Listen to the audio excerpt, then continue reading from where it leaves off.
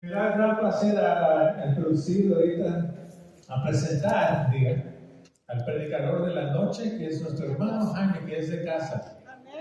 Le vamos a dar un aplauso al hermano porque él está teniendo la palabra de Dios. Abren sus corazones, hermanos, sus almas, porque la presencia de Dios ahorita los va a dar como un rayo del cielo. So, despierten en esta tarde, amén. Amén. Gloria a Dios. Gracias, brother. Brother, if you could give me a water first. Thank you, brother. Gloria a Dios.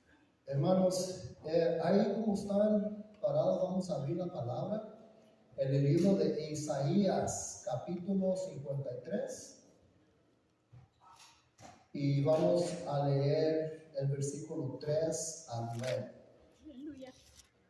Thank you, bro. Appreciate it.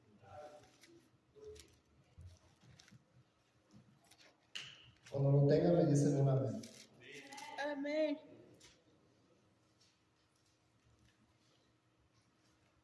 Gloria a Dios, estaba buscando una pluma, aquí tengo una.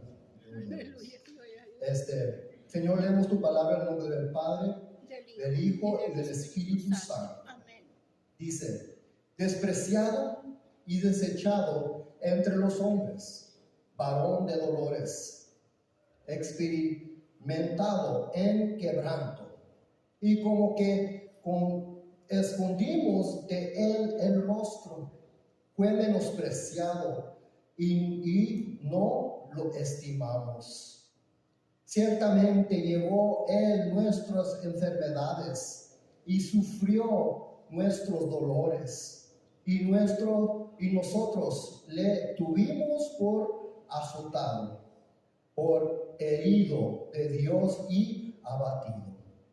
Mas el herido fue por nuestras rebeliones, molido por nuestros pecados. El castigo de nuestra paz fue sobre él, y por su llaga fuimos nosotros curados. Aleluya. Todos nosotros nos descarriamos como ovejas, cada cual se apartó por su camino, mas Jehová cargó en él el pecado de todos nosotros. Angustiados él y afligido, no abrió su boca. Como cordero fue llevado al matadero, y como oveja delante de sus trasquiladores. Enmudeció y no abrió su boca. Por cárcel y por juicio fue quitado, y su generación, ¿quién la contará? Porque fue cortado de la tierra de los vivientes, y por la rebelión de mi pueblo fue herido. Y se expuso con los impíos su sepultura, mas con los ricos fue en su muerte, aunque nunca hizo maldad, ni hubo engaño en su boca. Vamos a orar. Padre Santo, en el nombre de Jesucristo, te damos gracias que podemos estar aquí reunidos, Señor, Aleluya. en tu presencia. Gloria a Dios, Señor. Estamos clamando hoy, Padre Santo, que tú vayas a usarme como un vaso, Padre Úsalo, Padre, glorioso. en el nombre de Que Jesús. yo sea instrumento tuyo, sea Así tu sea, Padre. Santo Espíritu Así sea, Padre. que me va a usar en esta noche. Unge mis labios, Señor, perdónanos todas nuestras rebeliones, toda contaminación de afuera. Haznos libre nuestra mente para poder ministrar y ser ministrados. En el nombre de Jesucristo, para la gloria de tu Que todo nombre. sea, Señor. Amén. Pueden sentarse, hermanos.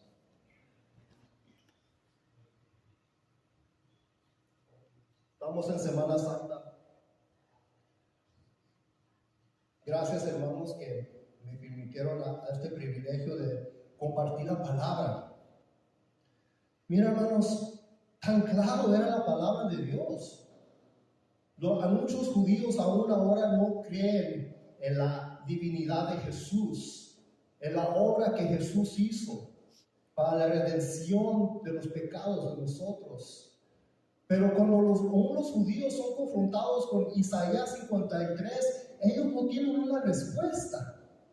Porque está tan claro todo lo que se ve, la vida del Señor, lo que Él hizo, aún al último donde habla aquí en el versículo 9, que la sepultura que fue entre los ricos, dice.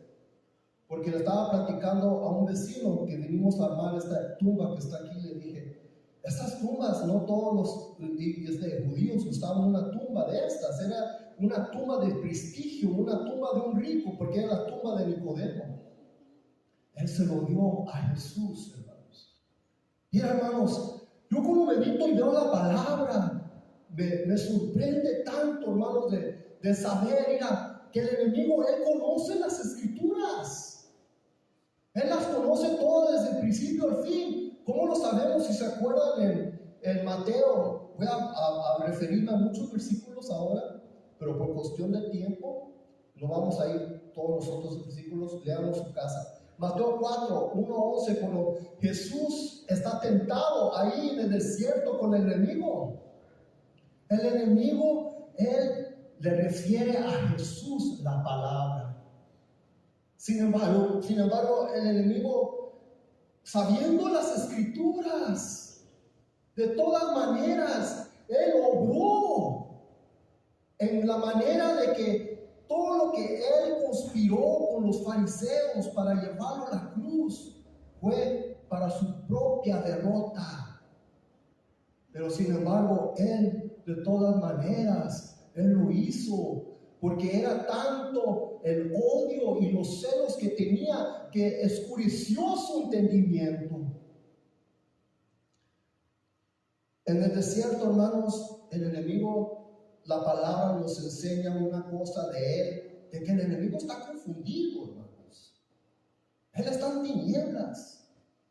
¿Saben que el enemigo, él conoció a Jesús antes de que estaba aquí en la tierra? Él se rebeló contra Jesús cuando estaba en el cielo.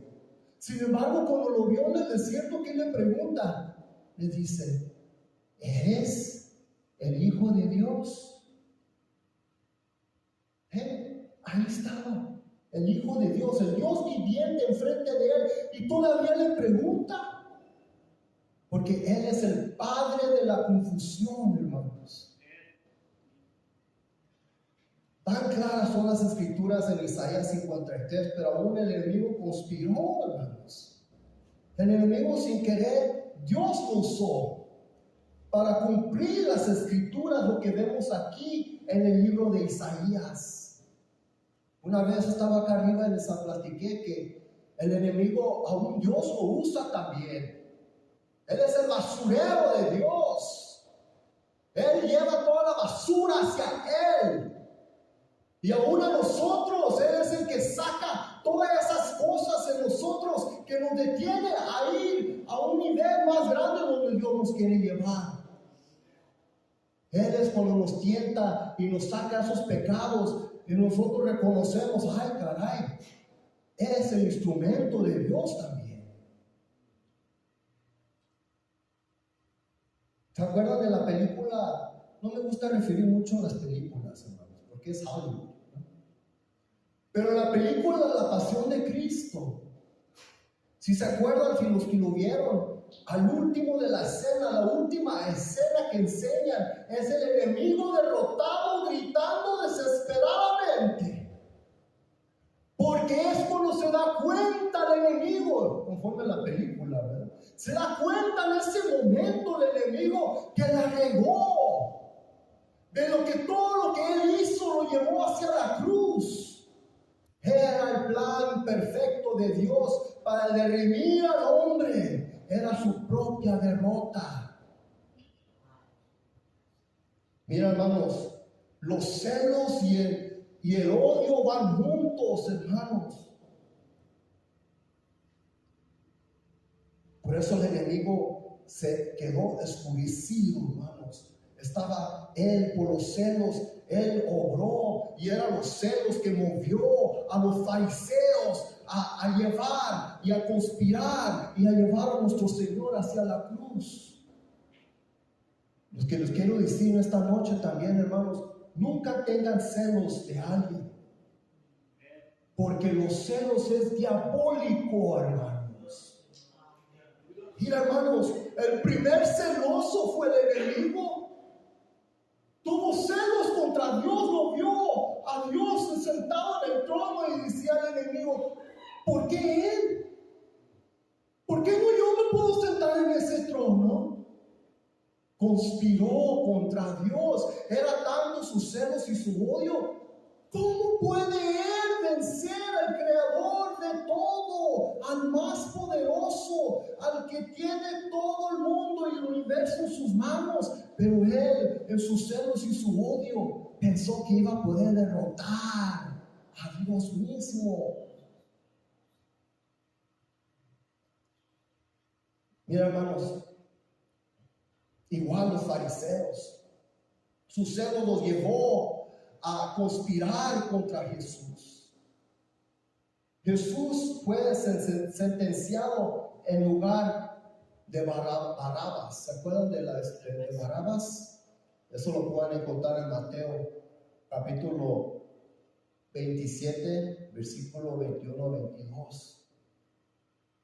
El pueblo ya había conspirado, los fariseos, los religiosos, a llevar a Jesús por una falsa carga a ser enfrente del tribunal, enfrente de Pilato, enfrente del pueblo de Dios. Y como era costumbre en ese tiempo, era costumbre para el tiempo de la Pascua, de que el gobernador de los romanos en Judea dejara libre a uno de los que estaban en la prisión sentenciados a muerte en la cruz.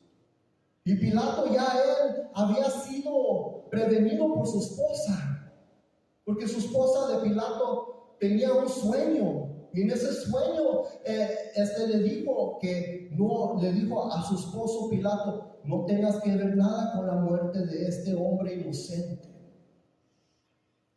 Pilato, para lavar sus manos, le dijo al pueblo de Dios, ya que lo latigaron, mi Señor, lo latigaron 40 latigazos.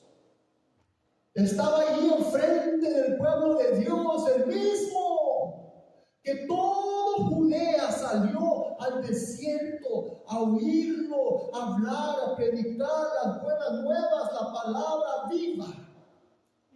Todo el mismo pueblo que andaba ahí alabándole, que vieron los milagros, que vieron cómo multiplicó Jesús los peces y los panes, y cómo vieron ellos tanto las cosas que vieron y se maravillaron. Este mismo pueblo allí enfrente, llenos por ese celo y ese odio que les infiltró el enemigo, gritaron a Pilato a que Jesús lo crucificaran.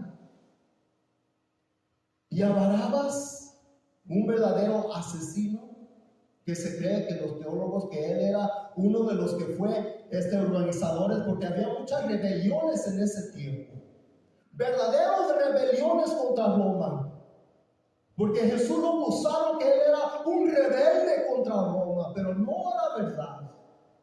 Jesús aún una vez lo trataron de atrapar y le dijeron, entonces, ¿qué dices de pagar los impuestos a Roma? Y él le dijo, ¿quién tiene la foto en la novela?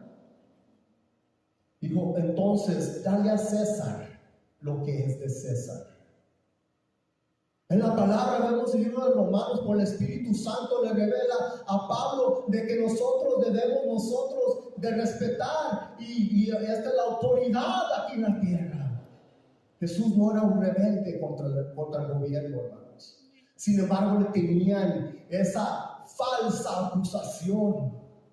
Pero Barrabás, él sí, hermanos, era un rebelde. Él sí era un asesino que andaba asesinando, conforme a los que creen en el teólogos, andaba asesinando los soldados romanos, hermanos. Sin embargo, el pueblo gritó y dijo, ¿qué hago con Barrabás? ¡Suéltalo! Mira, hermanos, Barrabás es una representación de nosotros.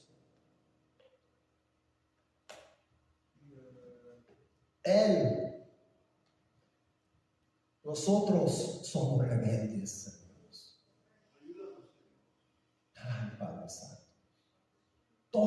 días andamos luchando con la carne, aún todavía como cristianos, hermanos. Cada uno de nosotros estamos en un proceso. Merecemos nosotros la cruz, hermanos, pero sin embargo, vemos que Dios en su misericordia suelta a Barrabás. Se pone en lugar de Barrabás. Yo no sé cómo fue la vida de Barrabás después, pero yo quiero creer en mi corazón que algo sucedió en él, de ver un hombre inocente tomar su lugar. Después de oír de que él resucitó, yo quiero creer en mi corazón que él tuvo un cambio en su vida, que él tuvo un encuentro con nuestro Señor Jesucristo. Hermanos, en el libro de Romanos 6:23 dice, el pecado, el pago del pecado es muerte, hermanos. Sentenciado de muerte como Barrabás. Pero mira, hermanos, Dios en su misericordia, hermanos, Él nos salvó de la muerte. Él tuvo un plan desde que aún Adán y Eva habían rebelado contra Dios, se rebelaron contra Dios. Pero el plan de Dios era de que Él iba a enviar a no cualquier persona, pero sino Él mismo en forma de su Hijo Jesucristo a tomar el lugar de sentencia de muerte para cada uno de nosotros. Saben que en estos tiempos, hermanos, hay muchos que creen. Los musulmanes, ellos enseñan en sus creencias que Jesús no murió en la cruz, que lo llevaron a la cruz y lo dejaron en un estado inmolado, pero luego lo bajaron, sus discípulos lo escondieron, y luego Jesús vivió todavía en la tierra y tuvo familia y tuvo hijos. Pero hermanos, Dios en su perfecto plan, Él puso que cuando Él vino aquí en la tierra a tomar el pecado de cada uno de nosotros en esa cruz, Él le dio el trabajo al imperio romano para hacerlo, hermanos. ¿Saben por qué? Porque el imperio romano eran expertos en la muerte y la agonía. Es algo insensato de creer de que los romanos no iban a hacer el papel de matar a Jesús. Ellos ya habían experimentado tras vez la crucifixión. Aún ellos tenían contado los latigazos que les daban a los que estaban sentenciados a la muerte. Unos latigazos, hermanos, para llevarlos a las personas a la punto de muerte, pero todavía dejarlos vivos. Tenían contado todo, hermanos. Esos latigazos tenían unos pedazos de huesos al fin de esas latigas. Y cada vez que le daban, arrancaban pedazo de cuero. Y a los 40 latigazos la persona enfrente y atrás. Por eso en el libro de Isaías habla que él fue inmolado. Llevaba a la persona a un lugar de agonía, hermanos, a un lugar de punto de muerte.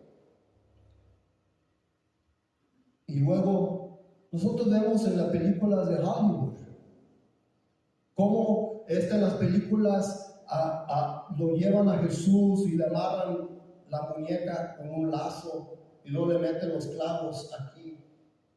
Pero así no era la crucifixión conforme al imperio romano.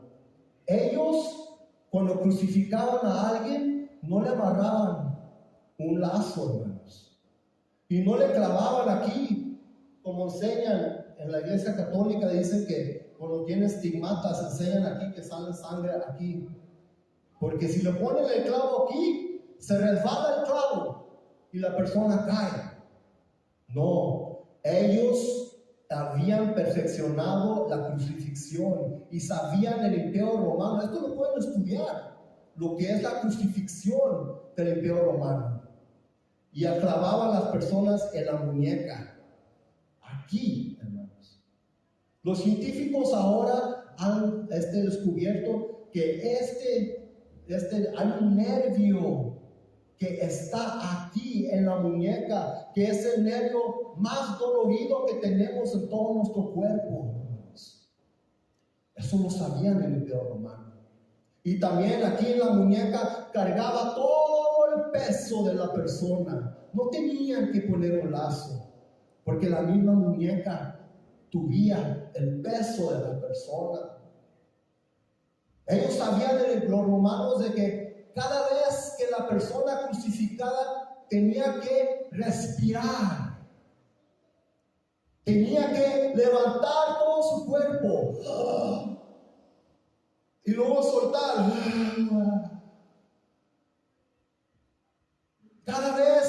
Cada suspiro era una agonía que no podemos nosotros ni entender, hermanos, lo que sufrió nuestro Señor por 6 horas en la cruz, respirando de esa manera. Desde la hora tercera a la hora novena estaba en la cruz nuestro Señor en agonía. Nosotros vemos en las películas que las personas les quitaban sus vestiduras y los dejaban con un trapo. Pero la verdad, hermanos, que cuando las personas los llevaban a la cruz, estaban completamente desnudos. Era una imagen, la persona en una cruz. En el libro de Hebreos dice que fue menospreciado el oprobio, hablando de nuestro Señor Jesucristo, la cruz. Fue llevado todas nuestras penas en la cruz, hermanos. Era la imagen, una cosa penosa, alguien desnudo en una cruz. Y Dios mismo tomó esas penas de nosotros. Mucha gente pasa por penas grandes en esta vida, hermanos. Pero no hay nada más penoso que estar desnudo en una cruz.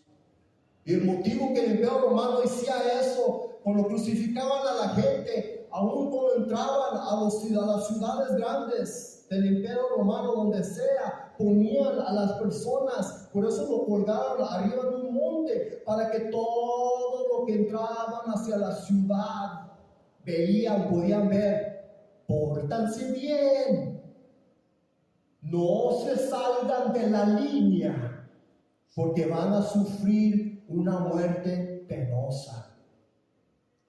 Y ahí ponían sobre ellos la carga: ladrón, asesino. ¿Se acuerdan que le ponieron a nuestro Señor? ¿Qué le pusieron? Una vez me tocó predicar de esto. Le pusieron a mi Señor allá arriba. ¿Qué fue el motivo de llevarlo a la cruz? Le pusieron Rey de los Judíos. Qué tremendo, hermanos. Mira, hermanos, hubo un tiempo en todas las iglesias, no sé si se acuerdan. I think you remember too, Pastor. Hubo un tiempo que hubo una campaña en contra de la imagen de la cruz. Mira, hermanos, ¿a quién no le gusta la cruz? Yo entiendo las crucifixiones, como las iglesias católicas que tienen al Señor derrotado en la cruz, pero para mí, hermanos, la cruz es algo hermoso, hermanos, porque es el recuerdo. Al enemigo no le gusta esa imagen de la cruz. Yo estaba en una iglesia y tenían una cruz grandísima en el lado, en el Kimball Gardens. Yo les hice un letrero, porque hacían letreros en ese tiempo, y yo estaba tan emocionado, y mi papá también. Pusimos un letrero que decía, era una cruz así iluminada, y decía Jesús, y luego decía resucitó. Pero quitaron la cruz, hermanos. Pero esa cruz estaba evangelizando a toda la gente alrededor del pueblo. En la tumba de mi padre, esa cruz que le pusimos está evangelizando, porque así le pusimos la tumba de mi padre, le pusimos Jesús resucitó. Mira, hermanos, yo amo esa imagen de la cruz, hermanos. Hay una canción antigua, un himno que se llama The Old Rugged Cross. No sé cómo se dice en español. En la cruz. Dice la canción, mas yo amo esa cruz, donde murió mi Jesús, por salvar al más vil pecador. Oh, yo siempre amaré esa cruz. En sus triunfos mi gloria será. Y algún día, desde una cruz, mi corona Jesús me dará. Qué hermoso, hermanos. No dejen que el enemigo les engañe. Él odia esa cruz, hermanos, porque es un símbolo de su derrota. Por la cruz, hermanos, Jesús venció también el infierno, hermanos. En el libro de Apocalipsis 1:18, Jesús mismo dice, mas he aquí que vivo por los siglos, amén, y tengo las llaves de la muerte y Hades. El título que le puse a este mensaje, Dios me lo dio para ponerlo aquí, se llama Jesús por la cruz vence el pecado, la tumba y el infierno. Él le arrebató las llaves al enemigo. Cuando Adán y Eva, ellos cayeron en el huerto del Edén, ellos tenían las llaves, hermanos. Dios les había dado dominio sobre la tierra y ellos, no había muerte en ellos, nunca jamás iban a morir. Sin embargo, ellos entregaron las llaves y se las dieron al enemigo, y tuvo que venir Dios mismo por medio de la obra de la cruz arrebatarle al enemigo esas llaves. Dice en Colosenses 2:15, y deshojando a los principados y a las potestades, los exhibió públicamente, triunfando sobre ellos en la cruz. Por medio de la obra de la cruz, hermanos, el enemigo y sus potestades de las tinieblas, Jesús venció. Fueron derrotados ellos. Nosotros ahora, hermanos, tenemos la esperanza, tenemos el privilegio de que aún hayamos vivido como hayamos vivido antes de venir a los pies de nuestro Señor, que ahora que caminamos con Él, tenemos ahora el triunfo y la esperanza de saber que Él ha preparado un lugar para nosotros ante la casa del Padre Dios, hermanos. Dios tiene planes para cada uno de nosotros. Dios tiene propósitos de bien y no de mal. Desde que estábamos en el vientre de nuestra madre, Él vio nuestro embrión. Él conocía quién eras tú, quién era yo. Y sabía, hermanos, de que nosotros íbamos a venir a sus pies. Ahora, hermanos, vamos a venir hacia el altar. Es un tiempo muy especial, es la Semana Santa. Este viernes vamos a celebrar lo que es, dicen Good Friday, le dicen buen viernes, no por lo que sucedió, pero por lo que Jesús venció. Él venció el pecado, Él venció la muerte, Él venció el infierno, hermanos. Y le damos gracias a Dios. Si no han conocido a su Señor Jesucristo, hoy es la noche.